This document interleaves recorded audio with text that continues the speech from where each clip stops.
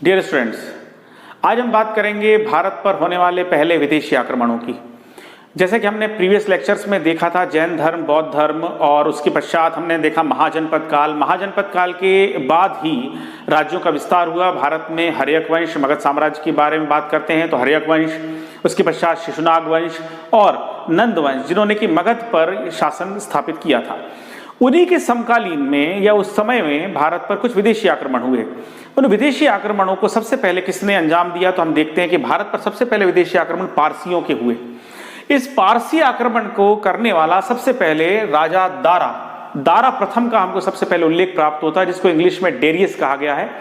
इन पारसी आक्रमणों को हम दूसरी तरफ से ईरानी आक्रमण भी कह सकते हैं और पर्शियन इन्वेजन इंग्लिश में कहा जाता है।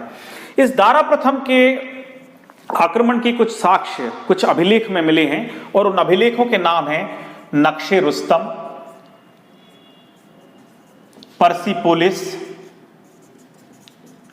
और बहस्तान।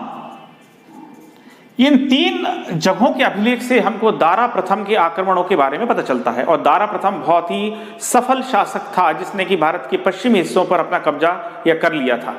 इसके पश्चात उसका पुत्र जेरेक्सस के बारे में जानकारी प्राप्त होती है कि उसने अपने पिता या अपने पूर्वज शासक के जो भी कब्जाए हुए जगह थी या इलाका था, स्थान था, उस पर उसका अभी भी कब्जा था और सफलतापूर्वक वहां पर उसने अपना अधिकार स्थापित कर रहा था, अधिकार जता रहा था या अधिकार तो हो चुका था। जेरेक्सस ने भारतीय जो प्रांत थे, भारतीय जो भी इलाके, जीते हुए इलाके थे, उन संसाधनों का अच्छा प्रयोग भी किया और उसके उन पर होने वाले आक्रमणों में इसका संसाधनों का भरपूर उपयोग भी किया था। जेरेक्सस के पश्चात हमको एक साइरस नामक शासक के बारे में पता चलता है। अभी तो ये है कि साइरस ने इसमें विजय प्राप्त नहीं की, मतलब उसने सफलता प्राप्त नहीं की। साइरस ने योजना जरूर बनाई लेकिन उसको सफलता प्राप्त नहीं हुई। अगला आक्रमण होता है दारा तृतीय का, और इस दारा तृतीय ने भारत के बहुत सारे इलाकों पर अपना कब्जा स्थापित कर लिया था या जीत लिए थे। और यही दारा तृतीय अंतिम आक्रमणकारी भी हमको दिखाई देता है।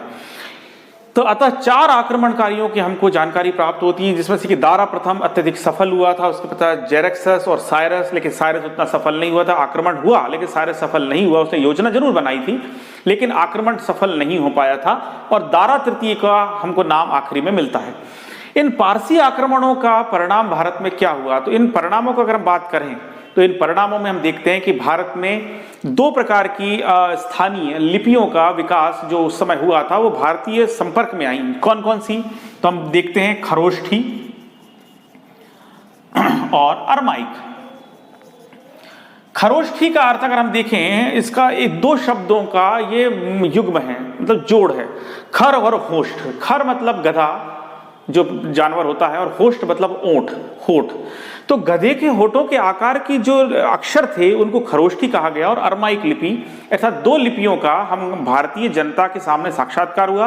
और आगे चलकर हम देखते हैं कि जब सम्राट अशोक के हमको अभिलेख प्राप्त होते हैं बौद्ध धर्म के संदर्भ में, तो खरोष्ठी और अरमाइक के अभिलेख भी हमको गांधार अर्थात अफगानिस्तान, आज के अफगानिस्तान में हमको 2 अभिलेख प्राप्त भी हुए हैं। तो ये जो एक प्रभाव था पारसी आक्रमणों का, जो प्रभाव था खरोष्ठी और अरमाइक लिपि का हमारे सामने साक्षात्कार होना, ये बहुत ही एक बड़ा प्रभाव था। इसके अलावा क्षत्र प्रणाली का विकास भी ईरानी आक्रमणों के पश्चात हुआ था। तो ये बातें थी जो कि पारसी आक्रमणों के पश्चात हमारे सामने आई।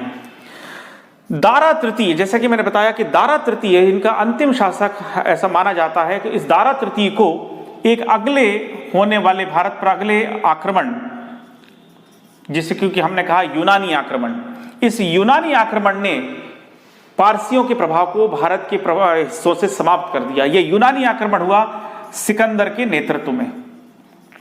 सिकंदर, जिसको कि इंग्लिश में अलेक्जेंडर द ग्रेट कहा जाता है, उस सिकंदर के नेतृत्व में भारत पर आक्रमण हुआ।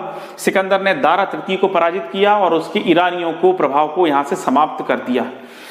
यूनानी आक्रमण सबसे पहले, वैसे हम अगर देखें इसकी विजय गाथा, तो सिकंदर कौन था? सिकंदर मैसिडोनिया का शासक फिलिप का पुत्र था, जो कि विश्व विजय करने निकला था। उसके गुरु का नाम अरस्तु तथा मित्र का नाम सुकरात हमको पता चलता है। सिकंदर ने मिस्र के रास्ते या मिस्र को हराते हुए हिंदुकुश पर्वत के पहले काबुल को पार करते हुए हिंदुकुश पर्वत पार करते हुए अफगानिस्तान जो कि उस समय गांधार कहा जाता था, गांधार पहुंचा। गांधार में उसने तत्कालीन शासक तक्षशिला के शासक, गांधार की राजधानी तक्षशिला के शासक आम्भी पर आक्रमण किया, लेकिन आम्भी ने आक्रमण के पहले ही अपने हथियार डाल दिए सिकंदर के सामने और उसके सामने नतमस्तक हो गया। अतः आम्भी को एक ऐसे पहले राष्ट्रद्रोही के रूप में भी संज्ञा दी जाती है इतिहास में। सिकंदर के आक्रमण आम्भी पर होने के पश्चात उसका अगला निशाना कह सकते हैं, अगला युद्ध होना था पौरस या पुरु से। इसके पहले सिकंदर की सेना ने व्यास नदी को पार करने से मना कर दिया था, तो ये एक बहुत बड़ा फैक्ट है कि व्यास नदी को पार करने से मना कर दिया था। इसके पश्चात सिंधु नदी को पार करके वह झेलम के किनारे पहुंचता है और झेलम नदी के किनारे पुरु के साथ उसका युद्ध होता है और इसको झेलम का या इस झेलम का तत्कालीन नाम वितस्ता, अर्थात इसको वितस्ता का युद्ध या यूनानी भाषा में इसको हाइडेस्पीस का युद्ध भी कहा जाता है। हम इसको 3 नामों से कह सकते हैं, झेलम का युद्ध, तत्कालीन नाम झेलम का वितस्ता, या यूनानी भाषा में इसको हाइडेस्पीस का युद्ध भी कहा जाता है।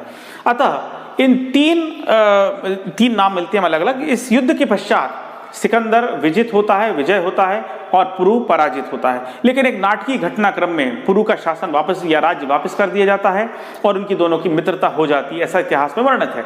लेकिन कुल मिलाकर अगर हम देखें तो पुरु को पराजित कर दिया जाता है और पराजित करने के पश्चात सिकंदर वापस चला जाता है। सिकंदर वापस इस विजय अभियान समाप्त करके वापस चला जाता है और कहते हैं कि रास्ते में उसकी मृत्यु हो गई थी। लेकिन इस यूनानी आक्रमण के पश्चात हमारे भारत में क्या क्या चेंज आए, क्या परिणाम हुआ, और वो हम देखते हैं। इसके पहले सिकंदर ने अपनी विजय के उपलक्ष्य में 2 नगरों की स्थापना की थी। ये 2 नगरों के नाम मैं यहां लिख देता हूं। एक का नाम था निकैया, इसको एक विजयनगर की संज्ञा दी गई थी, इसका नाम विजयनगर रखा गया था। और दूसरा था बुकेफेलस। ये बुकेफेलस क्या था? ये बुकेफेलस सिकंदर के प्रिय घोड़े का नाम था। इस प्रिय घोड़े के नाम पर सिकंदर ने एक नगर की स्थापना कराई थी, निकैया। प्रिय घोड़े के नाम पर एक नगर की स्थापना कराई जिसको बुकेफेलस कहा गया या बुकेफेला, और एक निकैया जिसको कि विजयनगर की संज्ञा दी गई थी। यूनानी आक्रमण जब हुआ और सिकंदर की सेना में बहुत ही एक संगठित सेना थी और वह जल सेना के माध्यम से भी भारत तक पहुंचा था बीच बीच में, तो उस जल सेना का सेनापति का भी हमको यहाँ पर उल्लेख प्राप्त होता है जिसका नाम था न्यारकस, उसका वो जल सेनापति उसको कहा गया है। साथ में उसका पसंदीदा मनपसंद एक उसका प्रिय सेनापति भी उसके साथ था जिसका नाम हमको सेल्यूकस प्राप्त होता है। सेल्यूकस का इतिहास हम आगे जाके पढ़ेंगे, लेकिन यहाँ पर हम देखते हैं न्यारकस जो कि जल सेनापति था, सेल्यूकस उसका एक पसंदीदा, एक मनपसंद कह सकते हैं प्रिय सेनापति था। यूनानी आक्रमणों के पश्चात भारत में बहुत सारे कुछ परिणाम भी हुए। तो उसके परिणाम अगर हम 1-2 लाइनों में बोलें तो विदेशी पहले आक्रमण पारसी, लेकिन यूनानी आक्रमणों के पश्चात भारत की अंदर की कमजोरी, जो कुछ छोटे छोटे जनपदों में भारत के कुछ हिस्से बटे हुए थे या बटा हुआ था, इसकी कमजोरी उजागर हो गई और भविष्य में और भी भारत पर आक्रमण हुए। लेकिन एक अच्छी बात अगर हम कहें तो यूनानी आक्रमणों के पश्चात यूनानी कला का भी भारत के क्षेत्र में विकास हुआ, जिसको कि आगे जाके हम गांधार कला में भी इसका हम रूप देखते हैं।